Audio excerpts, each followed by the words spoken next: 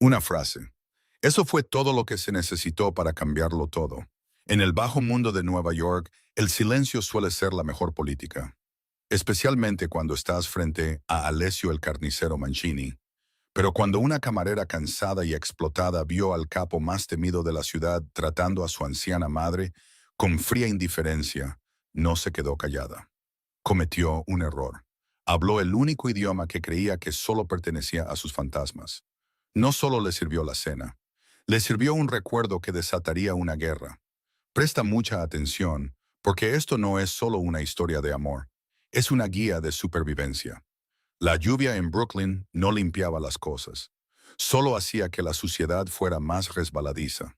Dentro de Vino y Verita, un lujoso restaurante italiano al borde de Williamsburg, que pretendía ser auténtico, el aire acondicionado se había roto de nuevo. Clara se secó el sudor de la frente con el dorso de la muñeca. Tenía cuidado de no mancharse la cara con el hollín de la cocina. Tenía 24 años, pero esa noche sentía que tenía 40. Le dolían los pies en los zapatos planos y baratos que había comprado en una tienda de descuento. Y su delantal estaba manchado de salsa marinara que olía a ajo y a salario mínimo. La mesa 4 necesita agua, ladró el gerente, el señor Henderson. Era un hombre que pensaba que llevar chaleco lo hacía europeo. Y espabila, Clara, tenemos una reserva VIP en 10 minutos. ¿Quién es esta vez?, preguntó Clara, rellenando una jarra. ¿Otro gestor de fondos de inversión que quiere darme lecciones sobre vino? Peor, susurró Henderson, su rostro perdiendo su sonrojo habitual. La familia Mancini. Clara se quedó helada. Incluso en las aburguesadas calles de la Nueva York moderna, el nombre Mancini tenía un peso que no tenía nada que ver con los bienes raíces, y todo que ver con la historia más oscura de la ciudad, Alessio Mancini. En los periódicos lo llamaban el arquitecto porque construía cosas, pero en las calles lo conocían como el hombre que desmantelaba a sus enemigos pieza por pieza. ¿Por qué vienen aquí?, preguntó Clara, apretando la jarra con más fuerza. A su madre le gusta el risotto. Tú solo mantén la cabeza gacha, no lo mires a los ojos, y por el amor de Dios, no hables a menos que te hablen. Clara asintió, pero su corazón martillaba un ritmo frenético contra sus costillas. Necesitaba este trabajo. El alquiler estaba atrasado y las facturas médicas de su propia abuela en Queens se acumulaban como montones de nieve. No podía permitirse tener miedo. A las 8 en punto de la noche, la atmósfera en el restaurante cambió. Fue como si hubieran succionado el oxígeno de la sala. La puerta principal se abrió y dos hombres con trajes oscuros entraron primero. Escanearon la sala con ojos que no parpadeaban lo suficiente. Luego entró él. Alessio Mancini parecía tallado en granito y vestido por un sastre que entendía de violencia. Era alto, con hombros lo suficientemente anchos como para bloquear las luces de la calle detrás de él. Su pelo era oscuro, peinado hacia atrás, y sus ojos eran del color del espresso. Oscuros, amargos e intensos. De su brazo iba una mujer pequeña y frágil con el pelo plateado recogido en un moño severo. Caminaba con un bastón, su rostro grabado con líneas de dolor y tiempo. Era Nonna Donatella, la matriarca. El restaurante se quedó en silencio. Los tenedores se detuvieron a medio camino de las bocas. Henderson empujó a Clara hacia adelante. Mesa 1, ve. Clara respiró hondo, compuso su sonrisa y se acercó a la mesa.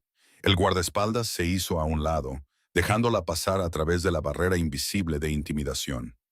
Buenas noches, dijo Clara, su voz firme a pesar del temblor en sus manos. Bienvenidos a Vino y Verita. ¿Puedo empezar ofreciéndoles un poco de vino? Alessio no la miró. Estaba ocupado escaneando las salidas.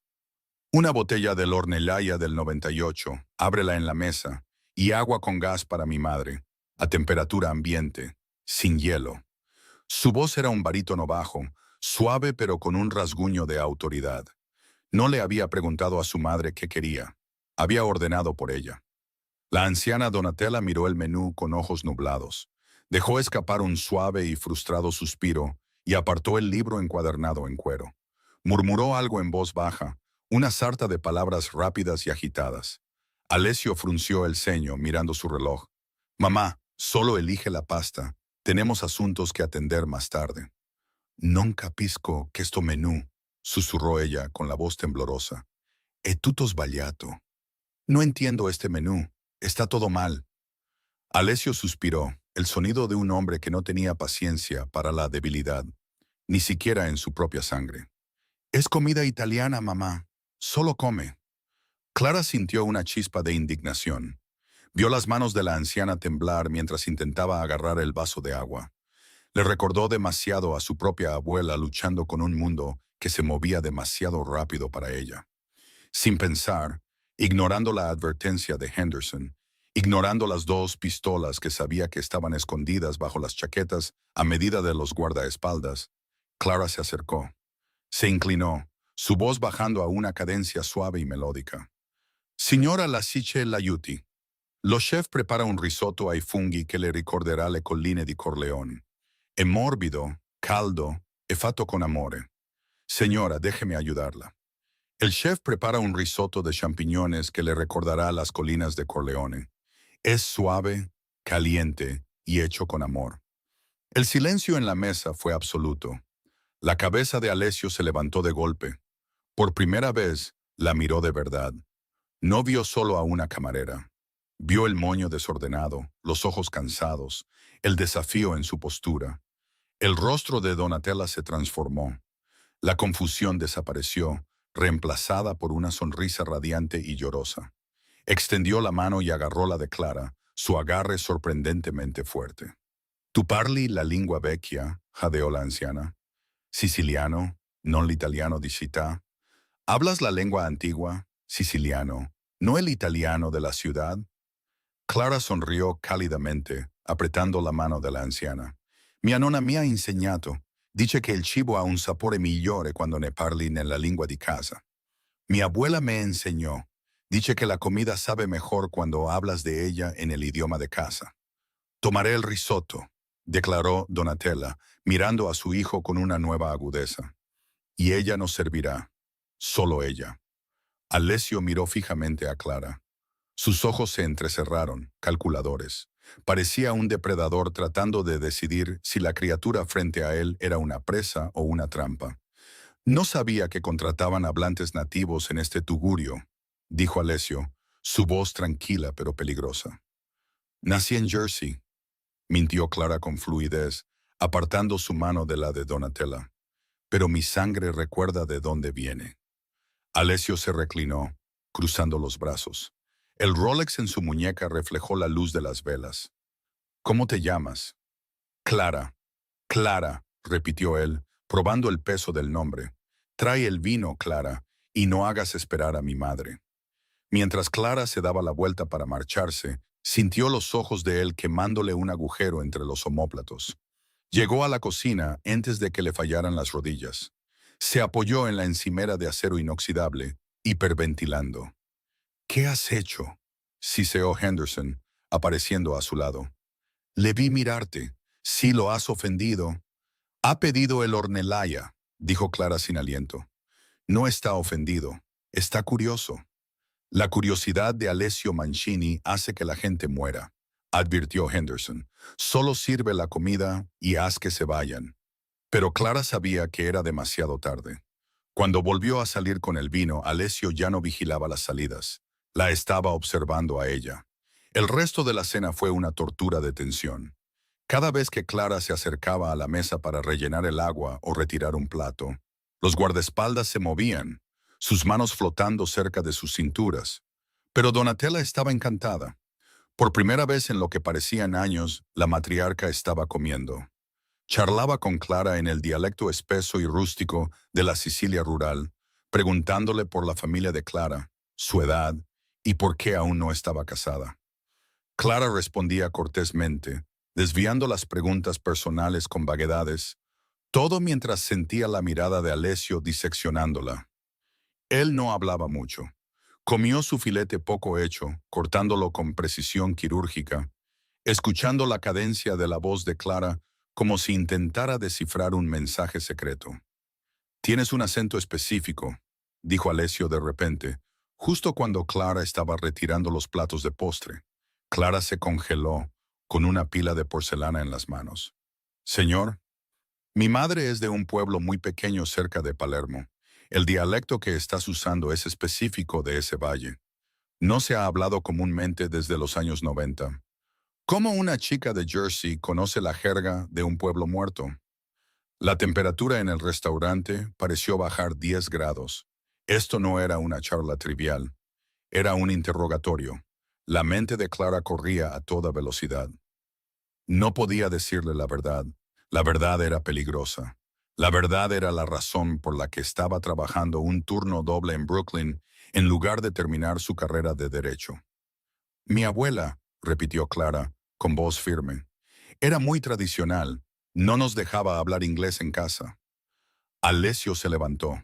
Se cernió sobre ella, su olor a colonia cara y tabaco la envolvió. Metió la mano en el bolsillo de su chaqueta. Los guardaespaldas se tensaron. Henderson, observando desde la barra, parecía que iba a desmayarse. Alessio sacó un clip para billetes. Desprendió 5 billetes de $100 y los dejó en la bandeja de Clara, justo encima de las servilletas sucias. Por el servicio, dijo, y por hacer sonreír a mi madre. Ha sido un año difícil. Gracias, señor, susurró Clara. No te lo gastes todo en zapatos, murmuró, sus ojos bajando hasta sus desgastados zapatos planos. Clara se sonrojó, la vergüenza y la ira se mezclaron en su pecho. Estos zapatos me ayudan a trabajar duro, señor Mancini. No necesito caridad. El guardaespaldas jadeó. Nadie le hablaba así al don. Los labios de Alessio se crisparon. ¿Una sonrisa? No, era una mueca de suficiencia, un desafío. No es caridad, Clara, es una inversión. Ofreció su brazo a su madre. Andiamo, mamá. Mientras salían, Donatella le dio una palmadita en el brazo a Alessio. Esa chica tiene fuego, Alessio, como lo tenía tu esposa. Alessio se puso rígido. No, mamá. Tiene ojos de superviviente, susurró Donatella, lo suficientemente alto como para que Clara lo oyera. Una vez que los todoterrenos negros se alejaron del bordillo, Clara se desplomó en una silla. Miró los $500 en su bandeja. Era suficiente para pagar la factura de la luz y comprar comida para 2 semanas. Tienes un deseo de muerte, dijo una voz desde las sombras cerca de la cocina. Era Marco, el lavaplatos.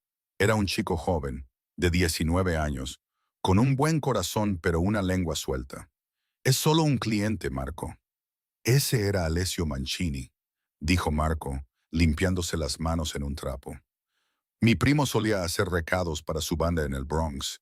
Dicen que Alessio está buscando un topo. Alguien filtró información sobre el envío del mes pasado. Está paranoico. Vigila a todo el mundo. Me estaba observando porque hablé con su madre, dijo Clara, restándole importancia. Eso es todo. Pero más tarde esa noche, mientras Clara caminaba a casa hacia su pequeño apartamento, en un cuarto piso sin ascensor, la sensación de ser observada regresó. Las calles de Brooklyn estaban tranquilas, pero las sombras se sentían pesadas. Abrió la puerta, entró corriendo y echó los 3 cerrojos. Su apartamento era diminuto, un estudio con una ventana que daba a una pared de ladrillos. Tiró las llaves sobre la mesa y fue a la nevera a por un vaso de agua. Fue entonces cuando lo vio. Sobre su pequeña y tambaleante mesa de cocina había una pequeña caja negra. Clara dejó de respirar. Ella no había dejado una caja allí. Vivía sola. Las cerraduras estaban echadas. Agarró un cuchillo de sierra del fregadero, con la mano temblorosa. Se acercó a la mesa lentamente. La caja era de terciopelo, del tipo que se usa para las joyas. Había una nota al lado. Cartulina de color crema, gruesa, cara. Abrió la nota. La letra era afilada, irregular y agresiva. Mentiste sobre ser de Jersey. Tu acento es del linaje de la familia Rossi. Lo he comprobado. La familia Rossi se extinguió hace 10 años en un incendio. Dime quién eres en realidad, Clara, o volveré yo mismo a por la respuesta. Clara dejó caer la nota. Abrió la caja. Dentro no había un anillo ni una bomba. Era un pequeño broche de plata con forma de golondrina, un pájaro. Clara ahogó un grito, tapándose la boca para sofocarlo. Era el broche de su abuela, el que había vendido en una casa de empeños hacía 3 meses para pagar la insulina. ¿Cómo lo encontró? ¿Cómo lo sabía? Alessio Mancini no solo había dejado una propina, había iniciado una cacería, y Clara era la presa. Corrió hacia la ventana, mirando a través de las persianas. Abajo en la calle, aparcado bajo la parpadeante luz de una farola, había un sedán negro. El motor estaba apagado, pero la silueta en el asiento del conductor era inconfundible. Estaba esperando. Clara no durmió. Se sentó junto a la ventana, observando el sedán negro como si fuera un dragón dormido. Cuando el sol comenzó a teñir de luz gris el horizonte de Brooklyn, su teléfono vibró. No era un mensaje de texto. Era una notificación de su aplicación bancaria. Depósito recibido, $50,000. Remitente, AM Holdings. El teléfono volvió a vibrar de inmediato. Un mensaje de texto de un número desconocido. Baja o subo yo. Trae el broche. Clara miró el broche de golondrina de plata de su abuela, luego a la forma dormida de su gato, Barnaby. Cogió su abrigo, se prendió el pájaro de plata en la solapa como un escudo y salió por la puerta. Sabía que huir no era una opción. Hombres como Alessio Mancini eran dueños de las carreteras. Huir solo hacía que la persecución fuera más divertida para ellos. Cuando pisó la acera, la puerta trasera del sedán se abrió. El interior olía a cuero y a café expreso rancio. Alessio estaba sentado allí, leyendo un periódico en una tableta. No levantó la vista cuando ella se deslizó dentro. «Conduce», le dijo al conductor, un hombre enorme con una cicatriz que le atravesaba la ceja. «¿A dónde vamos?», preguntó Clara agarrando su bolso. «Tengo un turno a las 11». «Renunciaste esta mañana», dijo Alessio, finalmente girándose para mirarla. Tenía los ojos enrojecidos. Él tampoco había dormido. «Henderson ya te ha reemplazado y las facturas médicas de tu abuela en el Queen's General han sido pagadas en su totalidad para los próximos 2 años». Clara sintió que el aire se le escapaba de los pulmones. «No tienes derecho». «Tengo todo el derecho», replicó Alessio, su voz desprovista de calidez. «Te infiltraste en mi vida. Manipulaste a mi madre. Ahora soy dueño de la tuya hasta que descubra si eres una asesina o solo una mentirosa». El coche no se dirigió hacia el río ni a los vertederos. Se adentró en Manhattan, serpenteando a través del tráfico matutino, hasta que llegó a un garaje subterráneo privado bajo una de las torres más altas de Tribeca. Tomaron un ascensor privado hasta el ático. Las puertas se abrieron directamente a una sala de estar que era más grande que todo el edificio de apartamentos de Clara. Era todo cristal, acero y arte moderno y frío. Era hermoso y se sentía completamente muerto. «Siéntate», ordenó Alessio, señalando un sofá de cuero blanco. Se sirvió una copa, whisky a las 8 de la mañana y se apoyó en la repisa de la chimenea. «La familia Rossi», comenzó haciendo girar el líquido ámbar. «Gobernaron Sicilia en los 80. Despiadados, educados. Tenían una forma distintiva de hablar, un dialecto del Valle de Corleone que mantenían vivo para hablar en código. Mi madre lo reconoce porque su hermana se casó con un Rossi. Dio un paso más cerca. Esa hermana murió en un coche bomba destinado a su marido. Mi madre nunca ha perdonado al linaje Rossi. Si supiera que eres una de ellos, no se habría comido tu risotto, te habría apuñalado con el tenedor». Clara tragó saliva. «No soy una Rossi».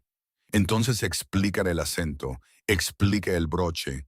Esa golondrina es el escudo de las consortes Rossi».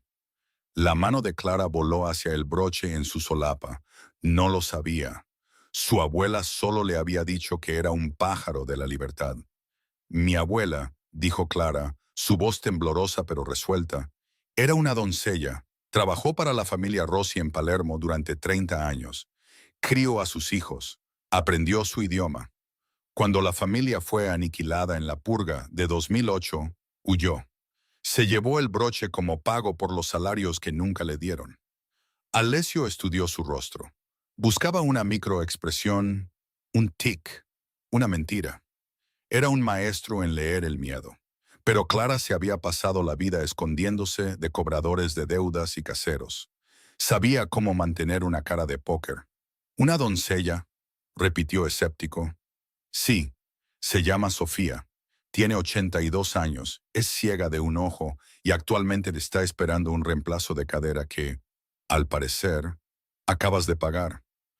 Clara se levantó, su ira superando su miedo. «No somos nadie, señor Mancini. Aprendí el dialecto porque ella tiene demencia y a veces olvida el inglés. Hablé con su madre porque vi a una anciana solitaria, no un peón en su juego de ajedrez mafioso». Alessio la miró fijamente durante un largo momento. Luego, sorprendentemente, se rió. Fue un sonido seco y oxidado. «Tienes una lengua muy afilada, Clara. Es peligroso». «Me consigue propinas», replicó ella.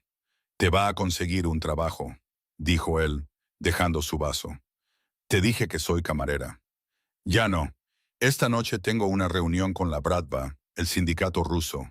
Su líder, Nikolai Volkov, viene a Nueva York para discutir la distribución de territorio en el puerto.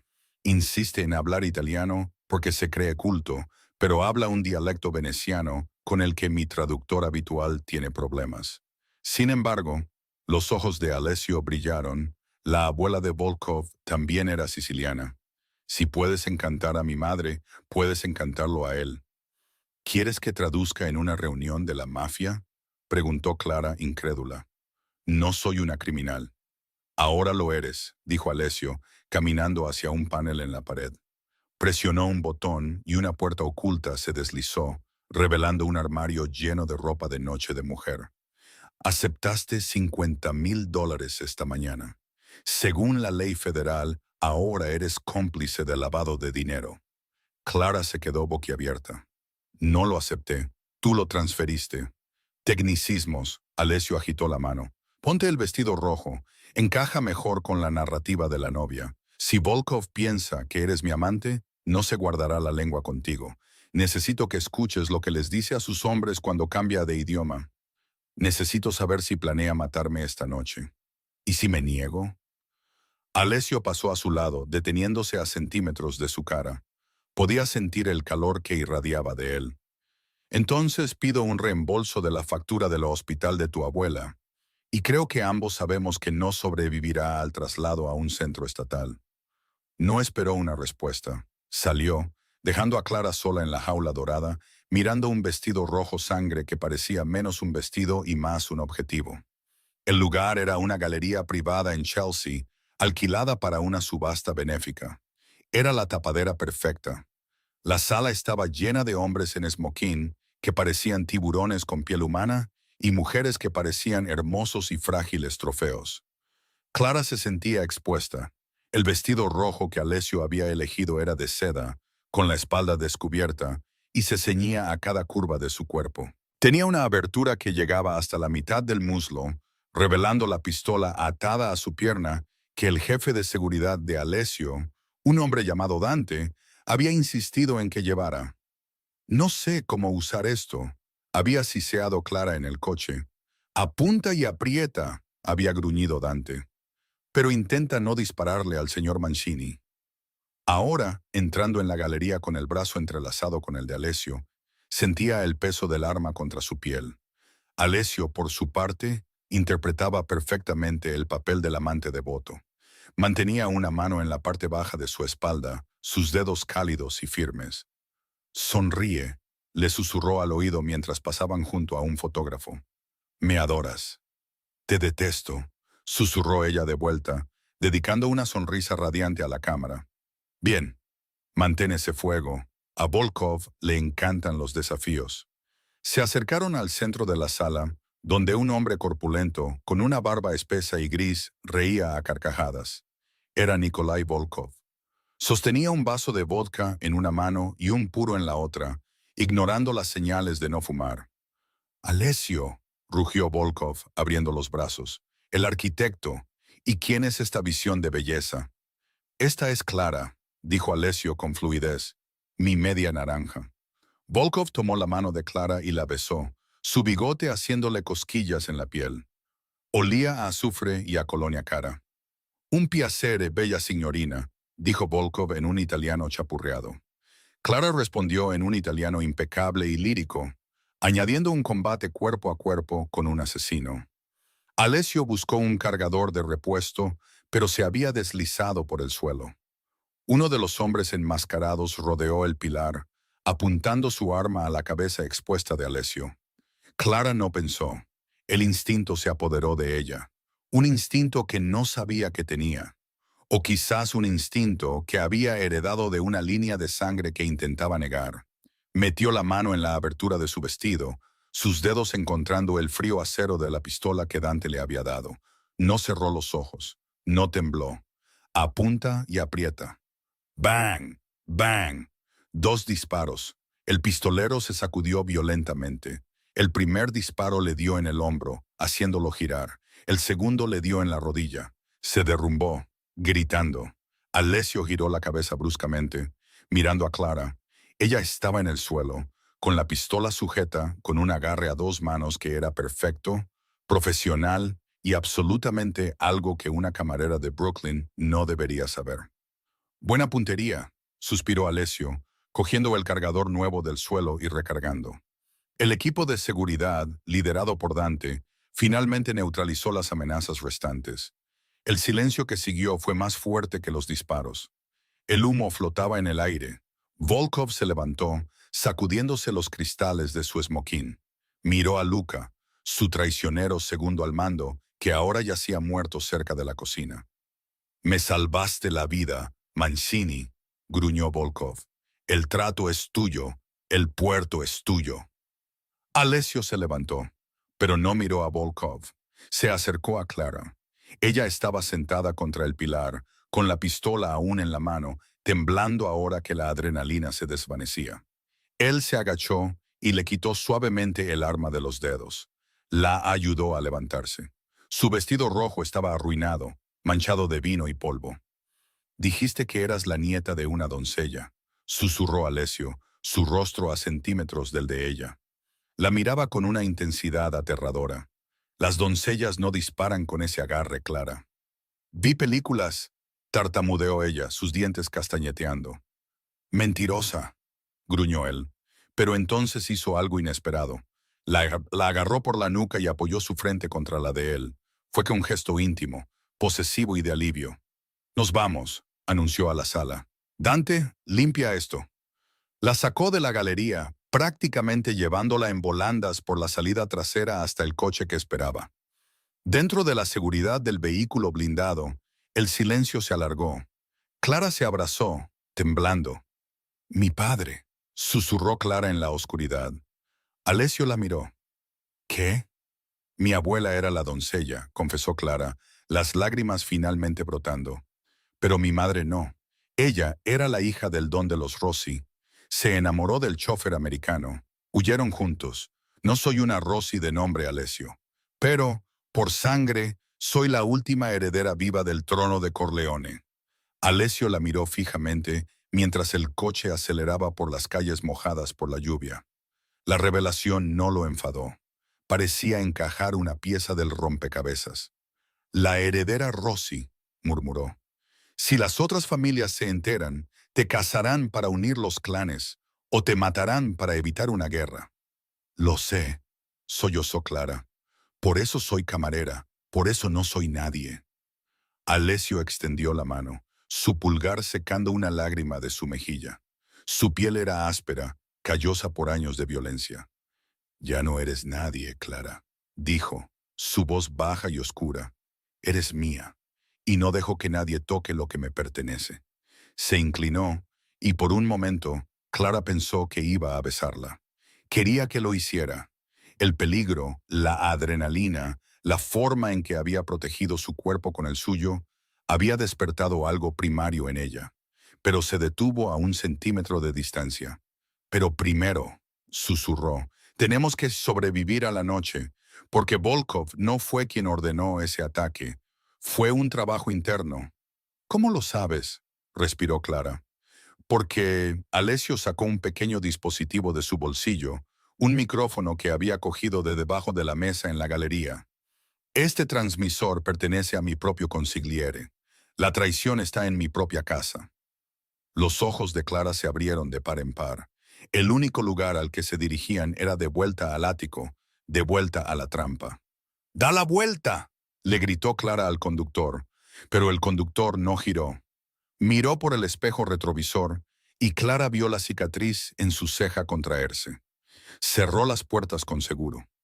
«Lo siento, jefe», dijo el conductor, sacando una máscara de gas de la guantera. «El contrato paga el doble de lo que tú pagas». El humo comenzó a salir de las rejillas de ventilación. Gas somnífero. Alessio rugió, abalanzándose sobre el conductor, pero el gas llenó el pequeño espacio al instante. Clara tosió. Su visión se volvió borrosa. Lo último que vio fue a Alessio alcanzando su mano, sus dedos entrelazándose con los de ella antes de que la oscuridad los envolviera a ambos. La conciencia regresó a Clara no con un chapuzón de agua, sino con el olor a óxido y cobre viejo. Le palpitaba la cabeza, un dolor sordo detrás de los ojos. Intentó mover las manos y las encontró atadas fuertemente a la espalda con bridas que se clavaban en su piel. Abrió los ojos. La habitación estaba en penumbra, iluminada por una única bombilla desnuda que se balanceaba de un techo manchado de agua.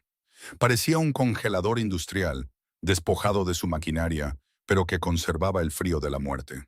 «Está despierta», gruñó una voz. Clara parpadeó. Su visión se aclaró. Lo vio de inmediato. Alessio. Estaba atado a una silla de acero en el centro de la habitación, sin la chaqueta del esmoquín, su camisa blanca de vestir rota y manchada de sangre. Su cabeza colgaba baja, el pelo oscuro caía sobre sus ojos, pero su pecho subía y bajaba con respiraciones firmes y furiosas. De pie sobre él había un hombre que Clara reconoció de las fotos de los restaurantes en los periódicos. Silas, el consigliere, el hombre que había sido la mano derecha del padre de Alessio y el consejero de Alessio durante una década. Era un hombre mayor, elegante de una manera que se sentía reptiliana, vestido con un impecable traje gris que parecía fuera de lugar en la mugre del almacén. «Silas», graznó Alessio, levantando la cabeza. Un hilo de sangre goteaba de un corte en su labio. «Debería haberlo sabido. Nunca te gustó recibir órdenes de un hombre con la mitad de tu edad». Silas se rió entre dientes, paseándose alrededor de la silla. «No se trata de la edad, Alessio. Se trata de la visión. Quieres legitimar a la familia. Quieres contratos de construcción e inversiones en tecnología. Eres aburrido. Estás convirtiendo leones en gatos domésticos». Silas se detuvo frente a Clara, levantándole la barbilla con un dedo enguantado. «Y tú, la pequeña camarera, o debería decir, la heredera Rossi». Clara apartó la cara, escupiendo a sus pies. «No soy nadie». «Eres la clave», corrigió Silas, su voz bajando a un susurro codicioso. «La familia Rossi no se extinguió sin más. Escondieron su fortuna. Miles de millones en bonos, oro y escrituras de la mitad de Sicilia. Todo está guardado en un fideicomiso que solo se abre para un heredero de sangre. Pasé 10 años buscando un superviviente, y Alessio, el tonto, la trae directamente a cenar». Alessio se esforzó contra sus ataduras, los músculos de sus brazos abultándose. «Si la tocas, Silas, no hay agujero lo suficientemente profundo en esta tierra para esconderte». «Amenazas vacías de un rey destronado», se burló Silas. Hizo un gesto hacia la esquina. Bruno, el conductor traidor, se adelantó sosteniendo una pesada tubería. «Firma los papeles de transferencia del territorio Mancini, Alessio», ordenó Silas. «O dejo que Bruno practique su swing con la chica». Los ojos de Alessio se abrieron de par en par con pánico, pánico real por primera vez. Miró a Clara, y la agonía en su mirada le rompió el corazón más que el miedo. Estaba dispuesto a morir, pero no estaba dispuesto a verla sangrar. «No lo hagas, Alessio», gritó Clara. «Nos matará de todos modos». «Chica lista», señaló Silas. «Bruno, rómpale una pierna. A ver si eso lo motiva». Bruno sonrió levantando la tubería. El tiempo pareció ralentizarse. Clara miró a Alessio. Él no estaba mirando a Bruno. Estaba mirando sus zapatos, específicamente los zapatos planos baratos que había llevado al restaurante. «No te lo gastes todo en zapatos», había dicho él. Clara recordó algo. El cuchillo oculto. No en ella, en él. Alessio siempre llevaba una cuchilla de cerámica en su gemelo, pero sus manos estaban atadas detrás de la silla. Tenía que acercarse a él. «Espera», chilló Clara con la voz quebrada. «Espera, te diré dónde está la llave de la bóveda Rossi». Silas levantó una mano. Bruno se detuvo. «Habla». «No es una llave física», mintió Clara, su mente corriendo. «Es una frase, una canción de cuna que mi abuela me enseñó, pero no puedo decirla delante de él». Señaló a Bruno. «Es sagrada». Silas puso los ojos en blanco. «Tonterías supersticiosas, pero está bien». «Bruno, retrocede. Ve a revisar el perímetro». Bruno refunfuñó, pero caminó hacia la pesada puerta de hierro. Silas se acercó a Clara. «Susúrralo». Clara se inclinó hacia adelante. Silas se inclinó. Alessio vio la oportunidad. No tenía un cuchillo en la mano, pero tenía una palanca. Se echó hacia atrás con todo su peso, volcando la pesada silla de acero. No cayó lejos de ellos. Cayó hacia Silas. Las patas de metal de la silla golpearon las espinillas de Silas con una fuerza que rompió los huesos. Silas aulló, derrumbándose en el suelo. «¡Clara, el cristal!», gritó Alessio, luchando en el suelo. Clara lo vio, un fragmento de la bombilla rota que había caído antes, cerca de su pie. Se tiró de la silla, aterrizando con fuerza sobre su hombro, y se arrastró hacia atrás hasta que sus manos atadas encontraron el cristal. Le cortó la palma, pero no le importó. Cerró frenéticamente las bridas. Bruno rugió, corriendo de vuelta desde la puerta. Sacó una pistola. «¡No!», gritó Silas desde el suelo, agarrándose las piernas. «¡No le dispares! ¡Necesitamos la sangre!». Esa vacilación les costó caro. Las bridas se rompieron. Las manos de Clara estaban libres. No corrió hacia la puerta. Corrió hacia Alessio. Agarró el cuchillo de cerámica de su gemelo. Lo había visto juguetear con él antes y cortó sus ataduras de un solo movimiento. Alessio saltó de la silla como un resorte. Bruno disparó, pero el tiro se desvió mientras Alessio lo placaba. Los dos hombres se estrellaron contra una estantería, el metal resonando contra el hormigón. Fue una pelea brutal y fea.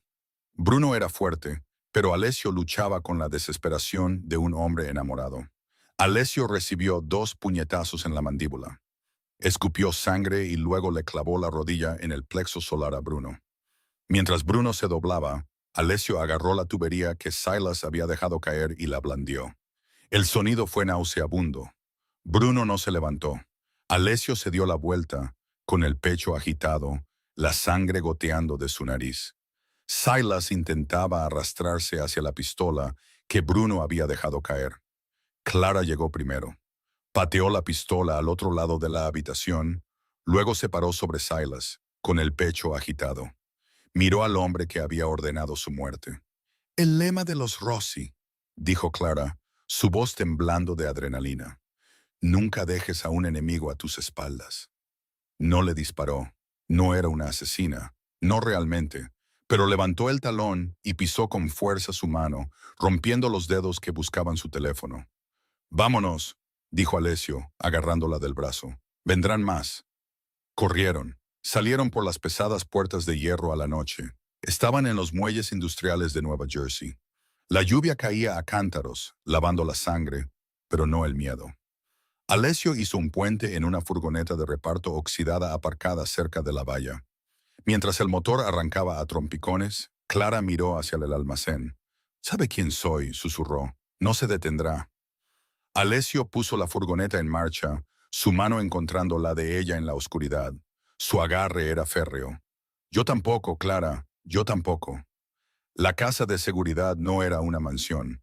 Era una pequeña y polvorienta cabaña de caza en las Catskills, a 2 horas al norte de la ciudad. Pertenecía a un antiguo socio del padre de Alessio que había fallecido hacía años. Oficialmente, no existía.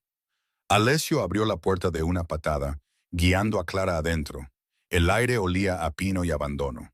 Cerró la puerta con llave e inmediatamente fue a las ventanas, corriendo las pesadas cortinas. Solo entonces se derrumbó sobre la alfombra polvorienta. «¡Alessio!».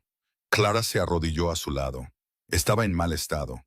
Su cara estaba hinchada, sus costillas probablemente rotas por la pelea con Bruno, y sus muñecas estaban en carne viva por las bridas. «Estoy bien», gimió intentando sentarse.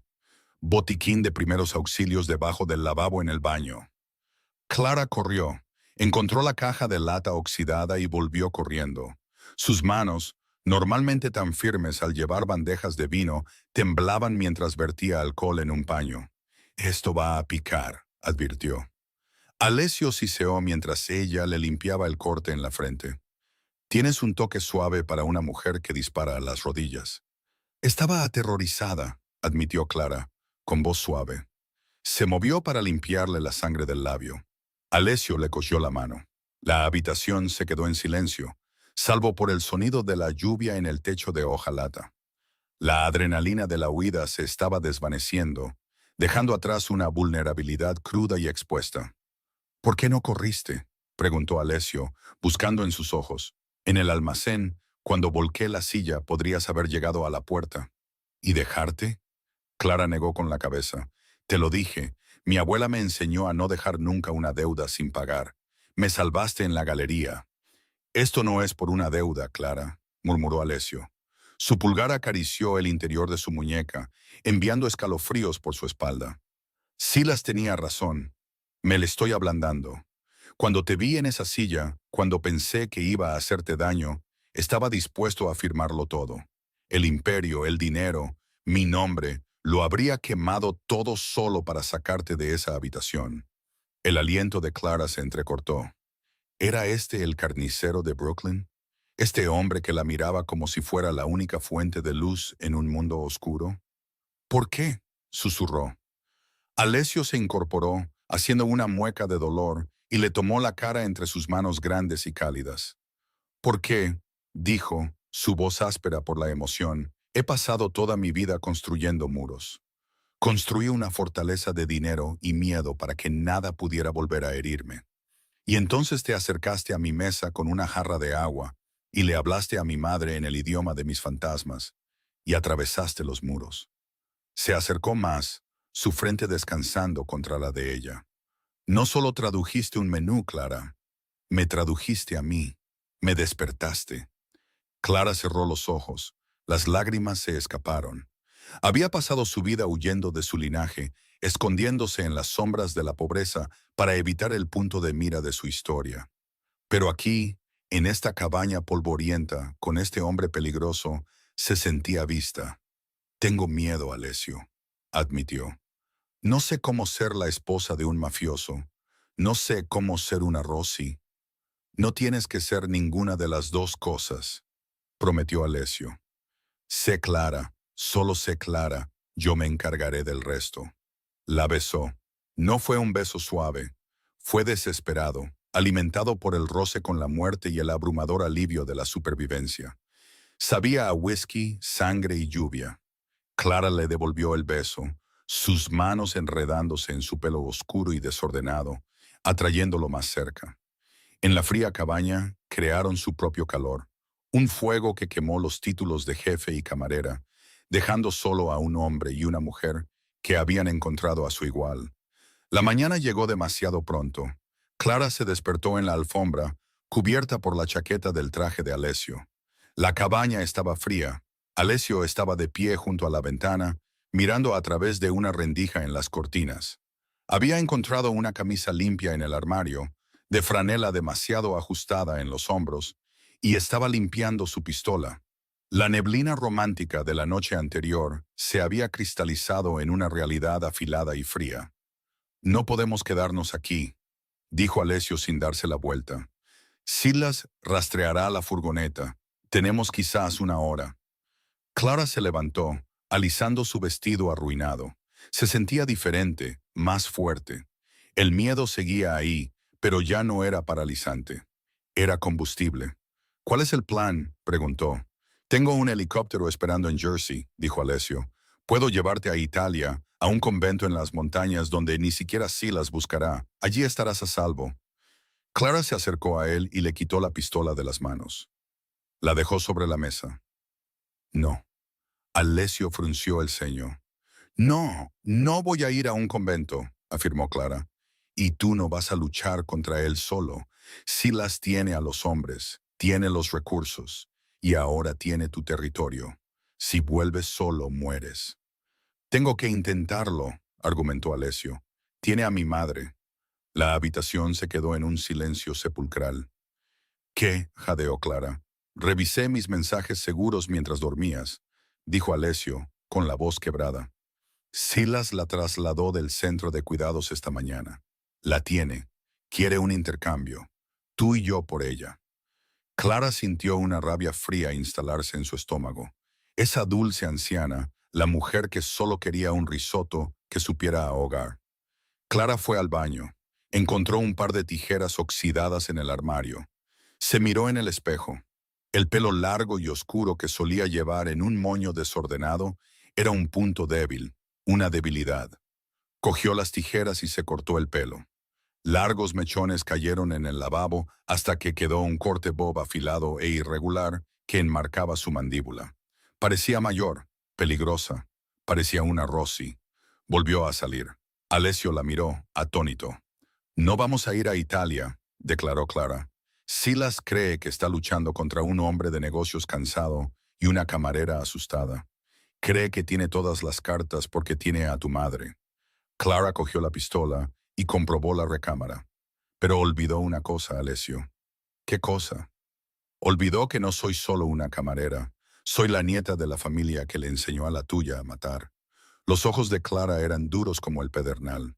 Vamos a volver a Nueva York y vamos a recuperar tu ciudad. Alessio la miró y una lenta y aterradora sonrisa se extendió por su rostro. Era la sonrisa del carnicero volviendo al trabajo, pero esta vez no estaba solo. De acuerdo, dijo Alessio, cogiendo su chaqueta. Vamos a por mamá.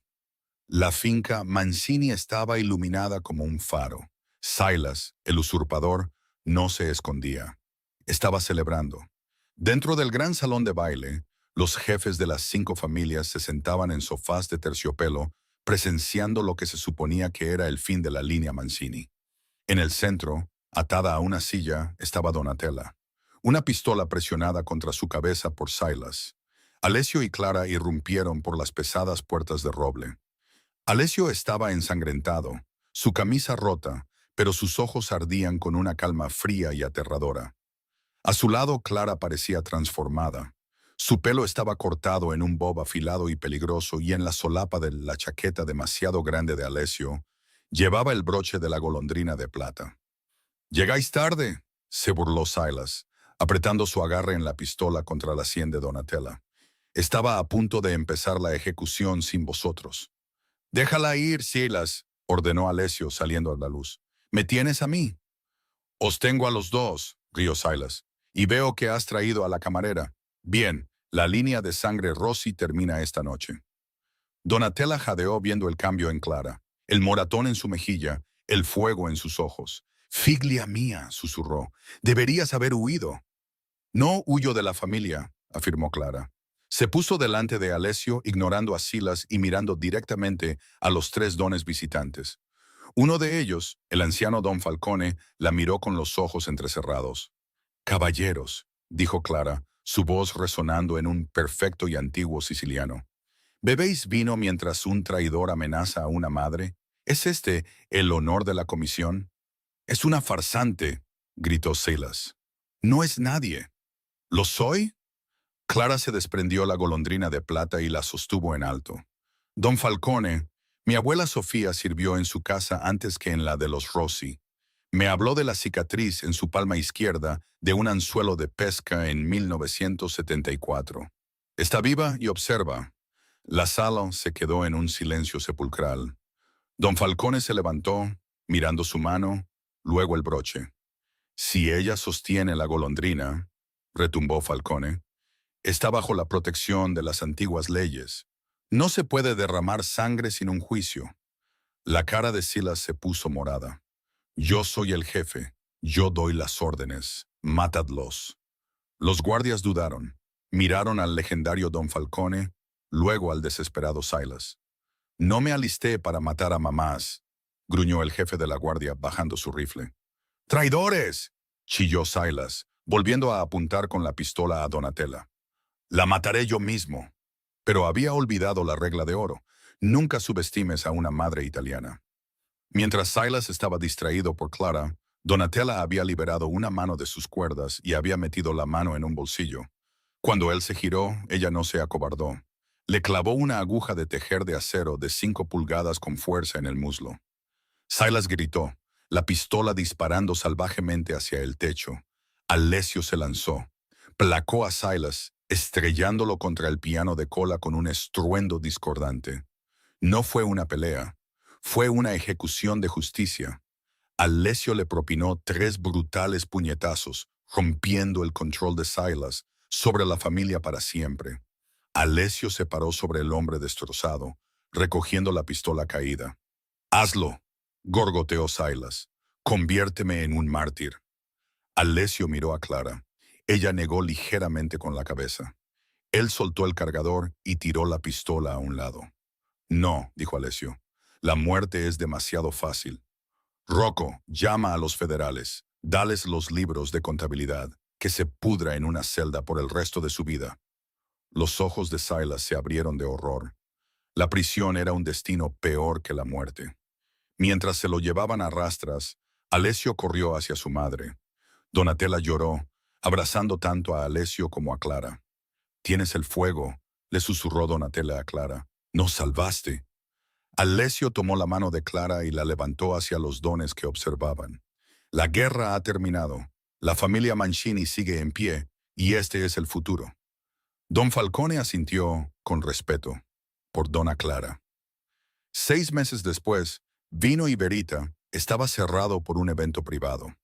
La sala brillaba con la luz de las velas y las rosas blancas. Clara salió de la cocina, no con un delantal, sino con un elegante vestido blanco. Llevaba una fuente de risotto de trufa. «Sabes que tenemos personal para eso», dijo Alessio, rodeándola con sus brazos por la cintura. Parecía más ligero, las sombras del pasado se habían ido. «Donatella insiste en que solo yo conozco la receta», rió Clara, reclinándose en él. En la mesa principal, Donatella y la abuela de Clara, Sofía, reían juntas, 2 matriarcas gobernando el gallinero. Alessio hizo girar a Clara. El diamante vintage en su dedo captó la luz. «Solía odiar este restaurante», admitió.